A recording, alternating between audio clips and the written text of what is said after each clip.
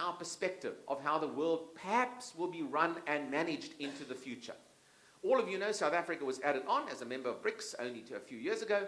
And I rather like this rather cynical cartoon from our cartoonist friend Zapiro, who depicts South Africa here as small fry, I suppose, a briquette amongst the BRICS group of nations.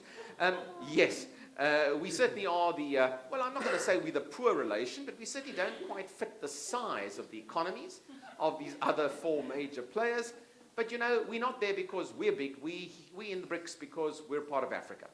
And we're seen still, because of our superior infrastructure and telecommunications and access offerings, we're the conduit still into the African continent for business. And certainly I think the BRIC countries without the S wanted the S of South Africa to give them a so-called political exposure into the African continent. Now, the BRICS term was coined back in 2001 by Jim O'Neill, who was then the head of Goldman Sachs in New York.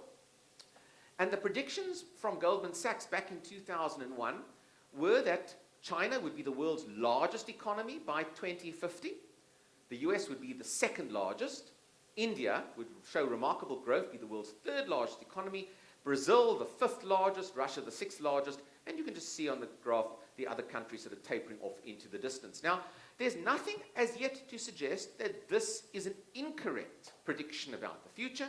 And indeed, the Chinese GDP will overtake that of the United States over the course of the next 20 years or so, in fact, before 2050. So from a predictive point of view, this was an outstanding chart to show which will be the dominant economies of this world going forward. And indeed, China, barring any great political collapse or natural disaster calamity, China will continue to grow certainly to this level of GDP. The BRICS countries themselves, if I might just say briefly, are not just about big economies and growing middle classes, which of course they are, but they want to change the nature of the global financial system.